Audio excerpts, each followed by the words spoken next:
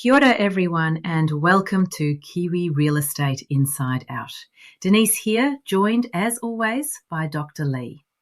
Today we're asking the big question. How do Kiwi agents keep thriving when, frankly, the marketplace keeps shifting right under our gumboots? Lee, we've talked before about how post-COVID rejigged everything. Interest rates up, people moving all over for remote work, and buyers who want very different things from just a few years ago. Absolutely. I was just thinking it's like juggling water balloons in a wind tunnel. Where was I going with this? Right. The fundamentals keep changing. And in all this, referral marketing is turning out to be the highest ROI strategy most agents overlook. Now, I remember reading, Denise, we went from spending hundreds per cold lead, right? To, what was it, $0 to $100 per referred lead if you buy someone a coffee or a little thank you gift, and you get a conversion rate of like 30 to 50% versus, 1 to 3% with cold calls or direct mail? That's spot on. And those numbers aren't just plucked from thin air. They're INSEE industry stats.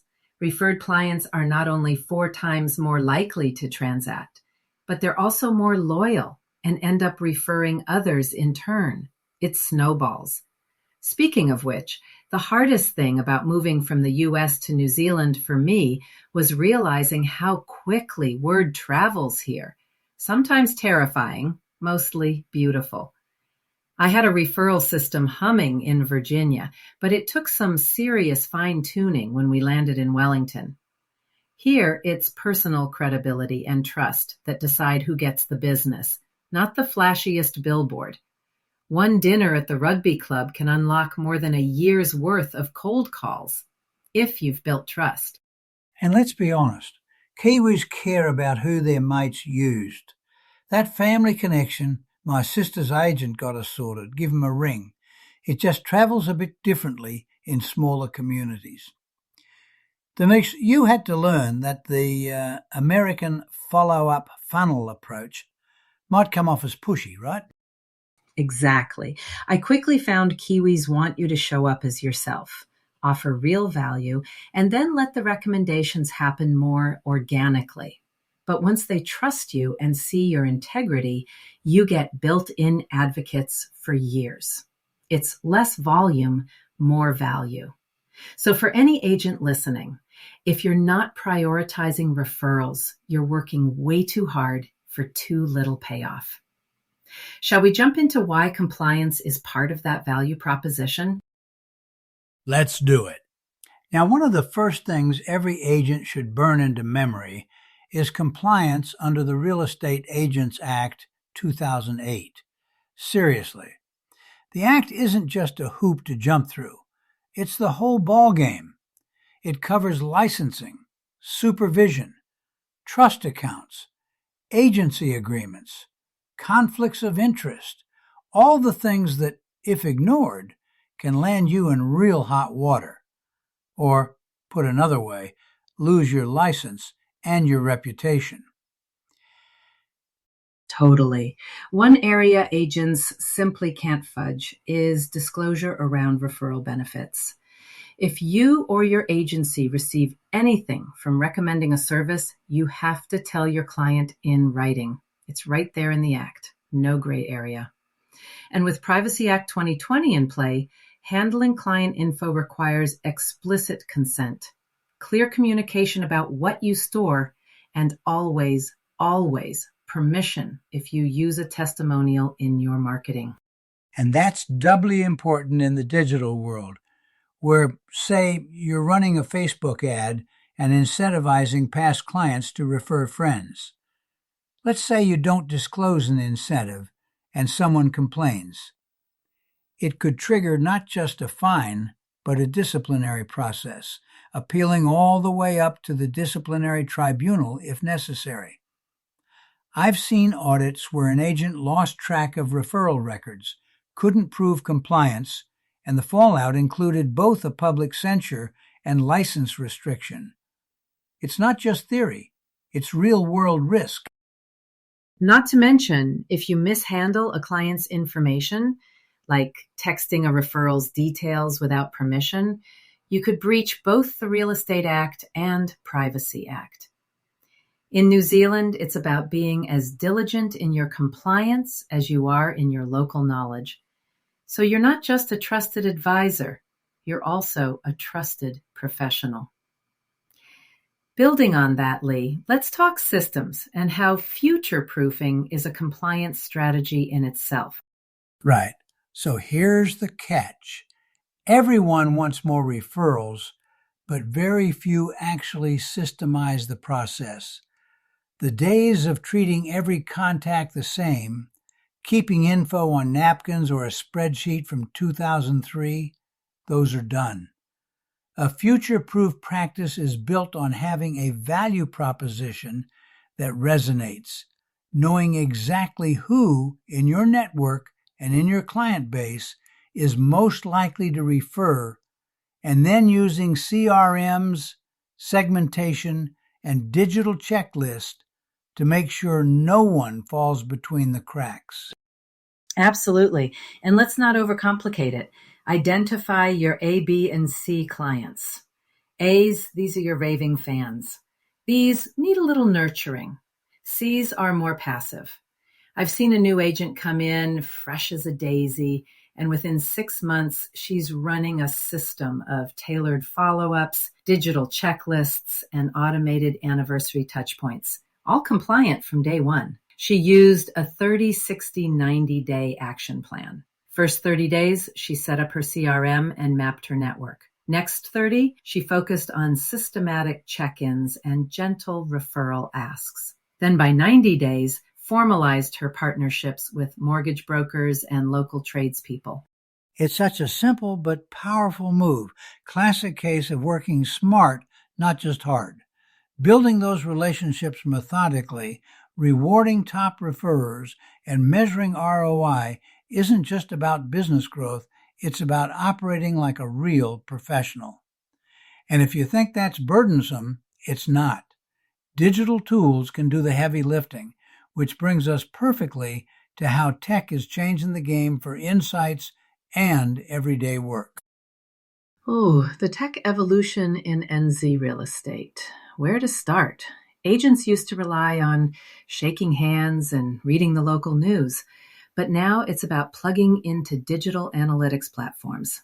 If you're not running market trend reports through platforms like CoreLogic or even your CRM, you're basically flying blind.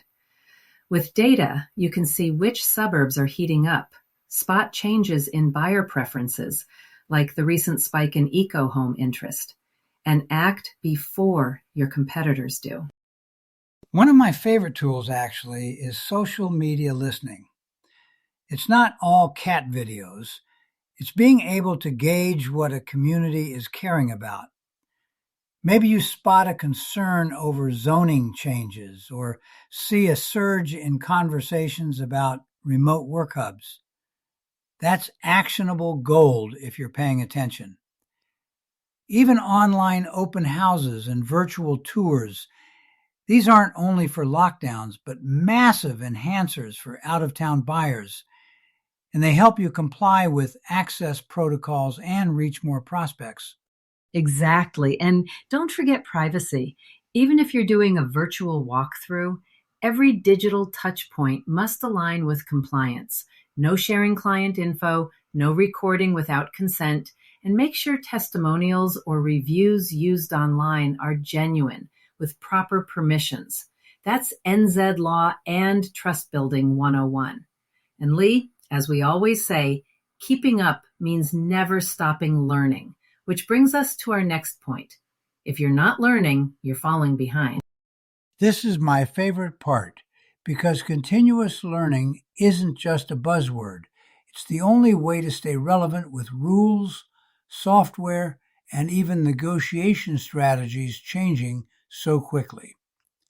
Subscribe to market alerts, yes, but also attend panels, join your local Rhines branch, or hop on webinars about digital marketing or the Real Estate Agents Act updates.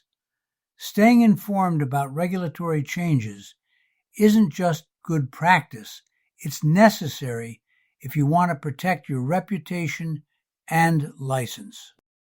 And let's not forget the feedback loop with your clients, actually asking them about their experience, what works, what didn't, and how your service could improve.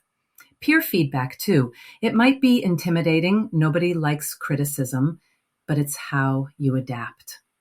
I've seen agents go from average to top rank just by doubling down on negotiation courses one quarter and digital marketing the next. Exactly.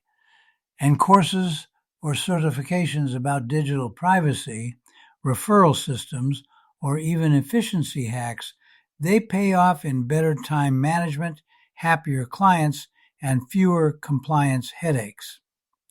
Bottom line, being able to adapt is now the baseline, not the bonus.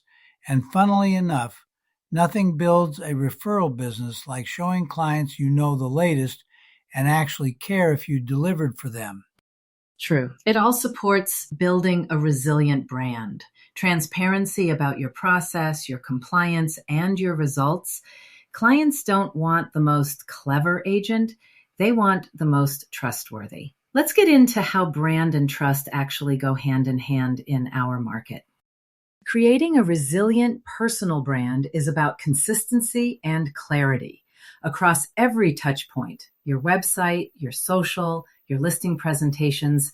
You need to use the same story, the same compliance-friendly messaging. It's not just marketing. It's about making your value proposition obvious and relatable. So when someone asks their mate, "Do you know a good agent?" your name rolls off their tongue without hesitation. And client education is crucial. When you explain why you do certain things for compliance, like, here's how I protect your privacy, here's why I disclose all referral arrangements, you aren't just ticking boxes, you're building transparency. Clients trust you more, and frankly, the odds of getting a second or third referral skyrocket. We often forget regular internal review sessions, sitting down with your team or just with yourself and going over what branding efforts are working or need a nudge. Staying visible and credible in your niche, be it eco homes, first home buyers, or lifestyle blocks, keeps you top of mind and protects your authority. And if your team is on board, all reflecting the same standards, you'll maintain that edge even when the market shifts. Regular check-ins, reviewing client feedback, and adjusting your strategy keeps you sharp and relevant and trusted. It's not complicated, but it is essential. Now, as we wrap up, regulations and ethics are never set and forget, right, Lee? Never. Regulation in real estate is like the weather. Change is the only certainty. The Real Estate Agents Act 2008 evolves, and amendments come down the line every year or two. You've got to stay on top of this. Review your practice regularly so you're always compliant. Build a routine where you catch updates from REA. Read the new codes and update your documentation and procedures accordingly. Missing a single change could jeopardize your business. And don't just update yourself. Run regular legal and ethical training with your team. Real scenarios. How do we handle this referral if there's a potential conflict? Are all disclosures being documented in writing? Create a compliance audit schedule. Use checklists, third-party reviews, anything to spot and fix problems before they become disciplinary cases or, worse, license-losing catastrophes. Ethical practice isn't about avoiding trouble. It's about proactively safeguarding the trust you've worked so hard to build. Exactly. It's not just lawyers who get in trouble for what they don't know. Agents who lag on disclosure or ethical training put everything at risk. So stay proactive, stay nimble, and remember, Your clients, your license, and your reputation are all on the line. Denise, always a pleasure to hash this out. Any last words before we sign off? Just this. Future-proofing means weaving compliance, tech, referral systems, and relationships into everything you do. Stay sharp, stay honest, and you'll keep thriving whatever the market throws at you. Thanks, Lee. Always so good to chat. And thanks to everyone listening. Catch you next episode, same place. Appreciate it, Denise. To all our listeners, haere rā, and keep raising the bar out there. Till next time.